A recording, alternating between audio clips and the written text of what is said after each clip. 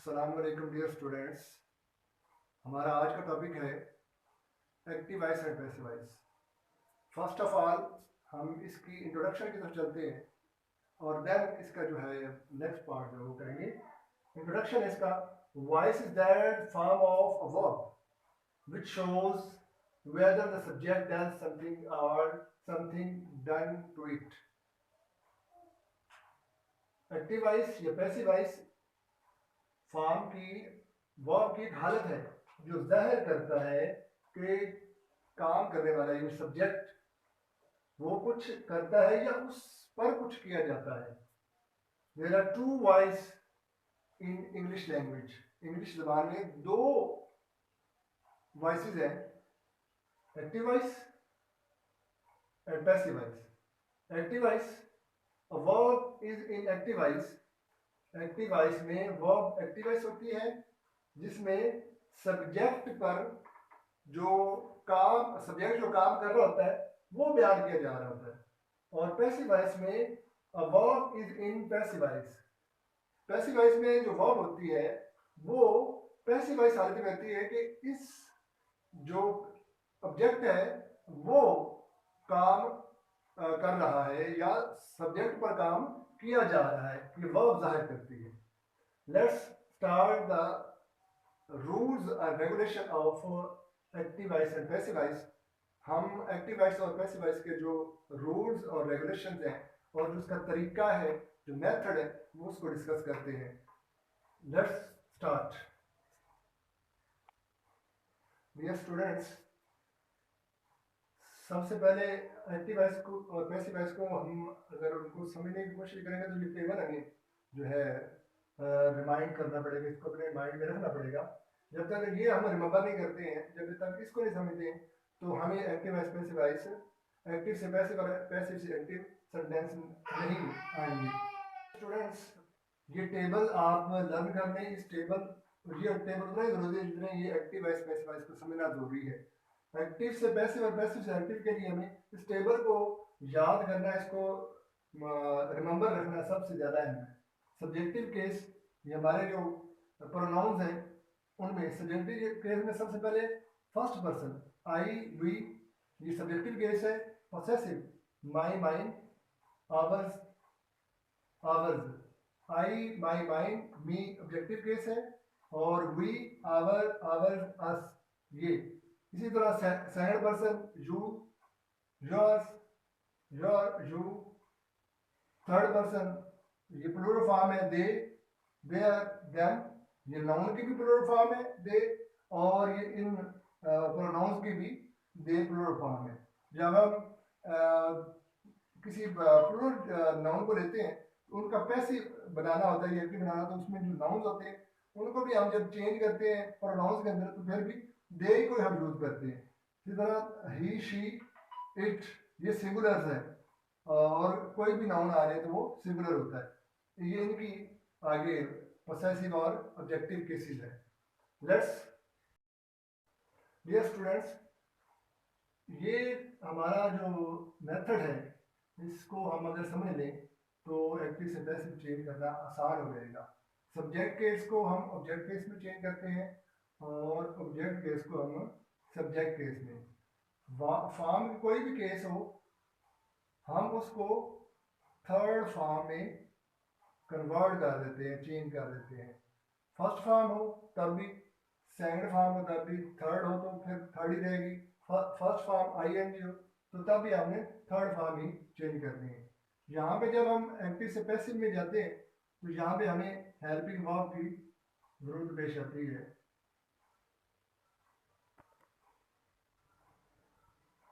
According to sentence and according to tense और sentence, यहाँ हमें एक्टिव से पैसिव में हेल्पिंग वर्ब की जरूरत पेश आएगी और यहाँ पे हम प्रेपोजिशन यूज करेंगे।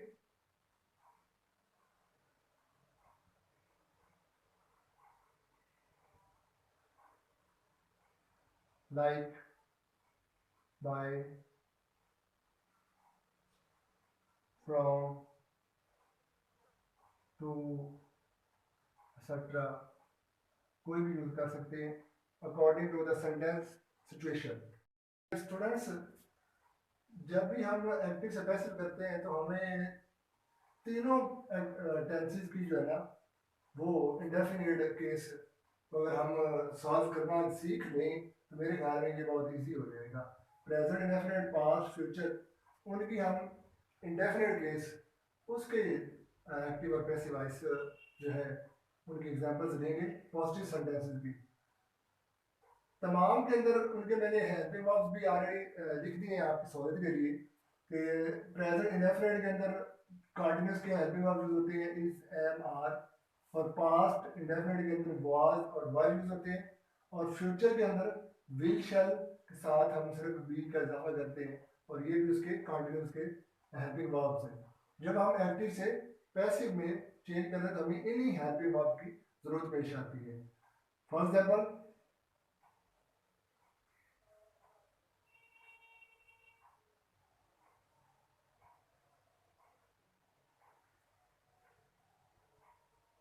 he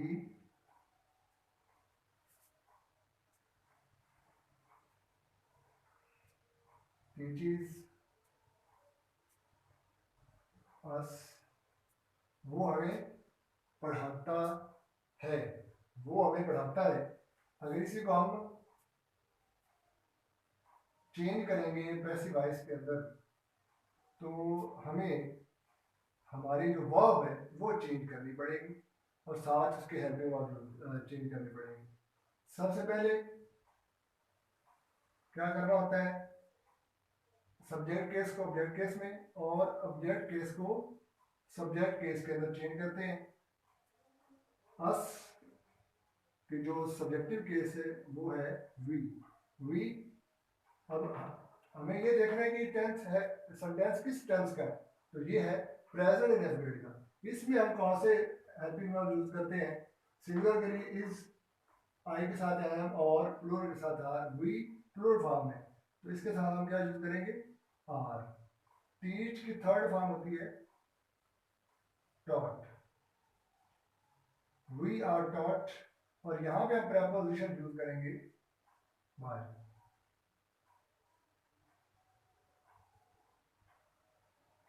बाय, और ही का जो ऑब्जेक्टिव केस है वो हिम। अब इसको हम ट्रांसलेट करके देख लेते हैं। ही टीचेस अस, वो हमें पढ़ाता है। We are taught by him, हम उसे हमसे पढ़ाया जाता है, उसे उसे हमसे हमें पढ़ाया जाता है, उससे हमें पढ़ाया जाता है। इसी तरह एक और एग्जांपल इसके लेते हैं। यू विल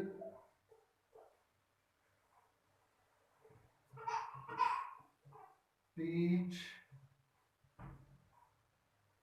अस, तुम हमें पढ़ाओगे। इसको हम चेंज करें तो सेम वही रूल्स और रेगुलेशन को हम फॉलो करेंगे। वही के साथ शैल यूज होता है और शैल के साथ बी, वी शैल बी, और टीच की थर्ड फॉर्म टॉट। मैंने एक ही सेंटेंस को लिया है ताकि आप लोगों को इजीली समझ आ जाए, जो कि ऑब्जेक्टिव केस भी जो होते हैं। इसी तरह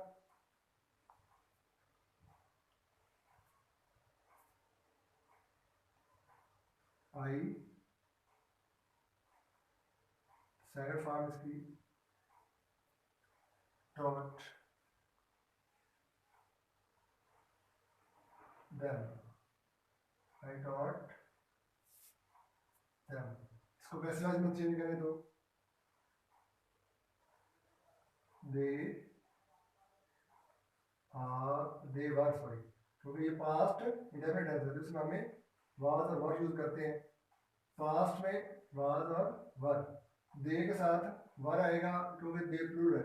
सिंगुलर के साथ हम वाज और प्लूरल के साथ वर यूज करते हैं। और फॉर्म, टीच की थर्ड फॉर्म और टॉट की भी थर्ड फॉर्म टॉट ही होती है, और बाय मी। ये चंद एग्जाम्पल से आपको अंदाजा हो जाएगा कि ये फर्स्ट जो सेंटेंस है ये प्रेजेंट का, ये फ्यूचर का, और ये जो है, और ये पास्ट का है। अब तीनों मैंने टेंस, अब इसमें जो चेंज होती है वो हेल्पिंग वर्ब है। हेल्पिंग वर्ब चेंज होता है, और फर्स्ट फॉर्म है तो थर्ड, और अगर फर्स्ट फॉर्म है तब भी थर्ड, सेकंड है तो तब भी उसको हमने थर्ड में ही चेंज करना है, और साथ में बाय। बाकी तकरीबन सारी चीज़ें सेम है सिवाय हेल्पिंग वर्ब की। ये अगर हम चेंज कर दें तो हमारा टेंस चेंज हो जाएगा, बाकी ये रहता प्रेजेंट इंडेफिनिट। अब हम इसकी नेगेटिव और इंट्रोगेटिव सेंटेंसेस बनाएंगे। नेगेटिव सेंटेंसेस की जानने के एग्जांपल्स आप ले लेते हैं।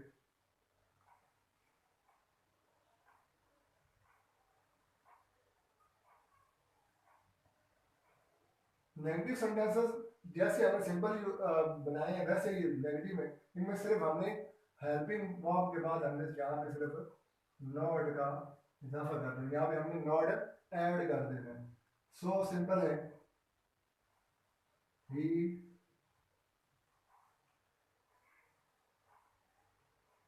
Does not. हमें यहाँ से पता चल जाएगा ये किस टेंस का सेंटेंस है। He does not write a letter, वो खत नहीं लिखता है। ये प्रेजेंट इंडेफिनिट टेंस है। अगर यहाँ पे हम डिड नॉट लगा दे,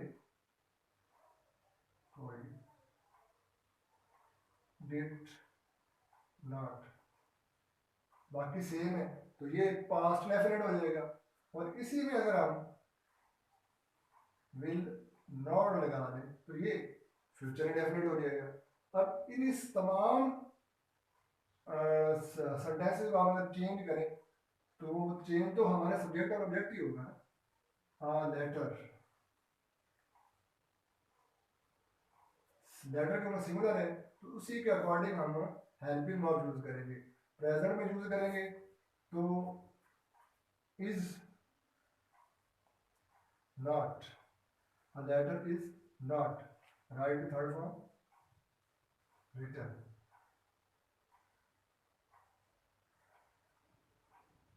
by him। अब इसी सेंटेंस को यहाँ पर अगर हम इसके हेल्पिंग वर्ब चेंज करें तो ये टेंस चेंज हो जाएगा। ये प्रेजेंट से पास्ट में करना है तो हमने सिर्फ यहाँ पे थोड़ी सी तब्दीली करनी, यही टेंस चेंज हो जाएगा, डिड नॉट। और यहाँ पे हमने चेंज कर देना है, डिड को हमने बाद में चेंज कर देना है। ये तब्दीली होगी तो हमारा पूरे का टेंस चेंज होगा, बाकी सेम है, बाकी कुछ तब्दील नहीं होगा। इसी में अगर हम यहाँ पे एक और तब्दीली करते हैं, विल लगा देते हैं, और विल के अंदर जब हम विल लगाएंगे तो जाहिर सी बात है हमें विल के साथ बी लगाना पड़ेगा,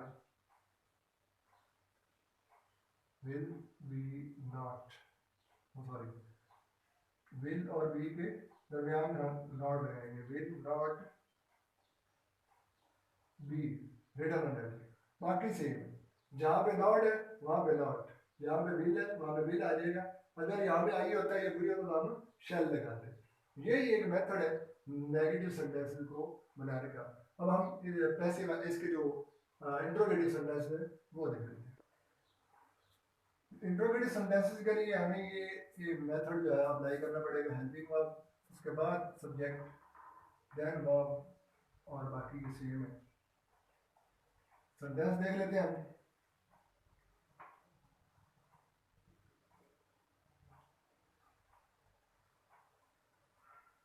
do you like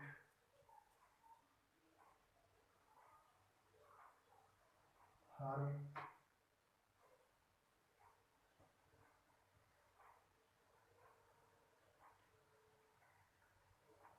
children, do you like her children, क्या तुम उसके बच्चों को पसंद करते हो।